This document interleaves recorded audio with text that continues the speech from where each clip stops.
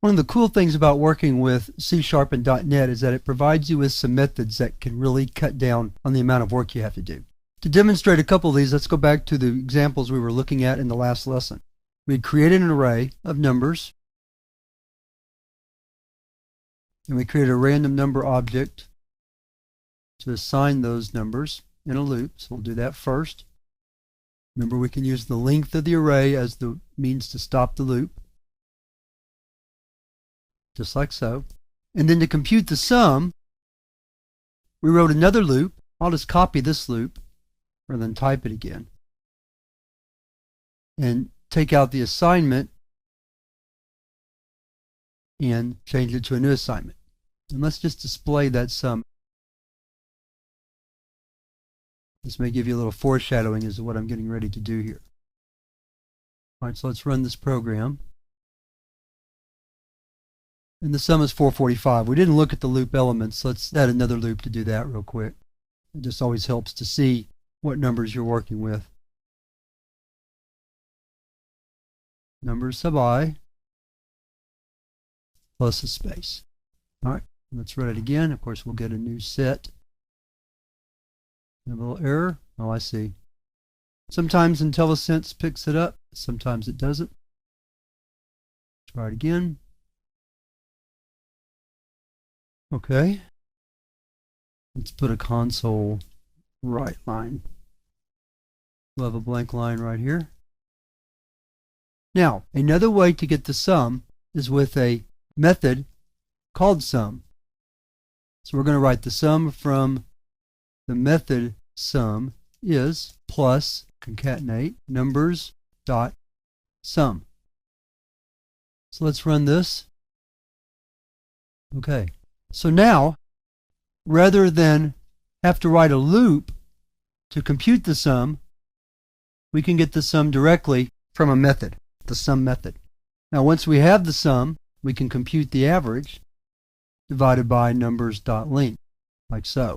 That is a property. And then we can write out the average. We'll change that in a minute. So the average is 55. Turns out there is a method that we can use to compute the average. So let's change that. Just like so. Let's make sure everything's looking good. Let's go ahead and add another line. We'll call this the computed average. And then we have the average from the method. Notice the average from the method is a double, and it returns a little more accurate result. And actually we have a double there too. That's interesting.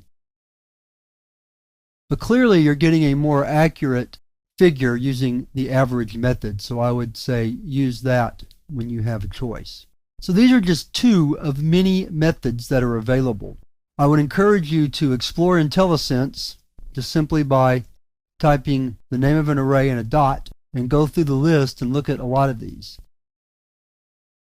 There's many interesting methods here that you might find useful in whatever work you're trying to do. It'll certainly save you some time and some trouble. And let me just say one more thing about this. Anytime the computing environment or the programming environment you're working in provides you with a shortcut, an already built-in method for doing something, you should almost always choose it over one you'd write yourself if it's going to do the same amount of work or the same type of work, because the method provided by the programming language has been tested many, many times and is almost guaranteed to work. Whereas your method, while some of these ones you see in this course are simple, more complex ones tend to have subtle bugs that you don't see until you have like a real large data set or when it runs many, many times. So use the built-in methods when they're available to you because they're faster and they're almost guaranteed to work correctly. So that ends this lesson on some special methods that are part of the array class. Now we're ready to move to the next lesson where we're going to talk about passing arrays as arguments to methods and functions. In this lesson we're going to discuss how to pass arrays as arguments to methods. And in that respect, it is almost exactly the same as passing lists to methods. So you really won't be seeing too much new or things you don't already recognize, just in a different context with arrays instead of lists. So let's take a look at how to do it. We'll start out by creating a method for building an array. We'll call it build array. We'll pass the array as the first parameter. So to do that, we write int for an integer array, and then open and close brackets to indicate that the parameter is an array. Then we want to pass the size of the array, although as you'll see in a moment, that is actually an optional parameter. But traditionally, you've always passed the size of an array to a method. And then finally, because we're going to build a random set of numbers, we want to limit to how large the random number can be that's going to be in the array. So that will be what limit represents. So the first thing we're going to do is create a random number generator object. Now we're ready to write our loop. So we'll say for int I equals 0, I less than size, plus plus I, array sub I is equal to rand next 1 limit. So that whatever number we set to limit will be the largest number generated as a random number. Now let's build a method that displays an array. And this time I'll demonstrate how to do that without passing the size. So we'll have a second method, static void display array, and the only parameter will be the array itself. And so what we're going to do is we're going to say for int I equals 0, I less than array dot length plus plus I.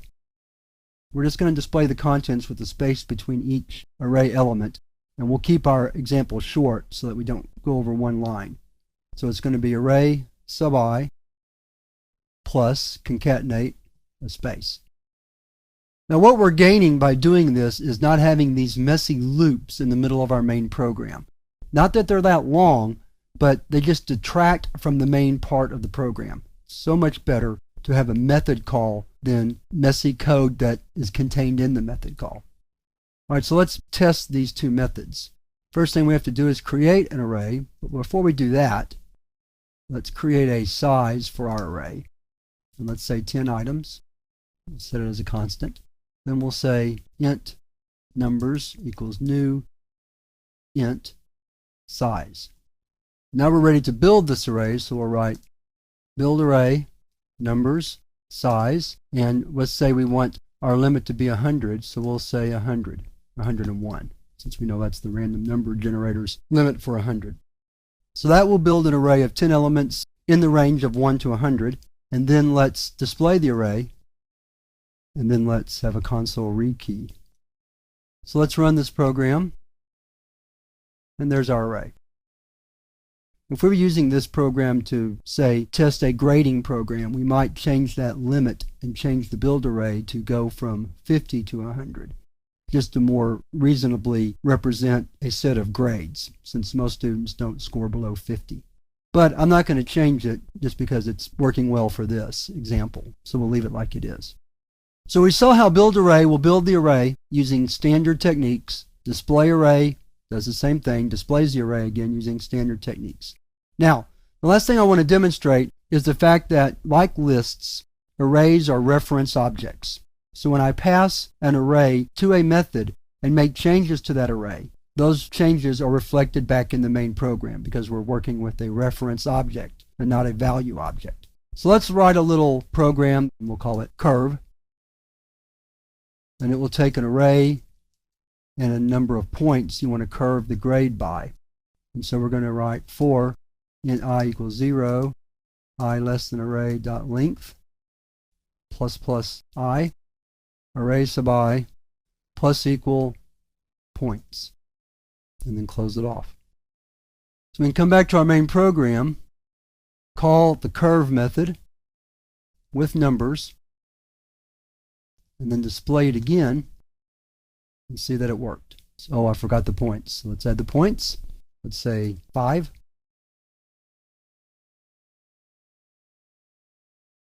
Let's add a console write line to write an empty line between those two displays. Let's try it again. And there you can see that each grade was increased by 5, or each number. I'm just assuming they're grades.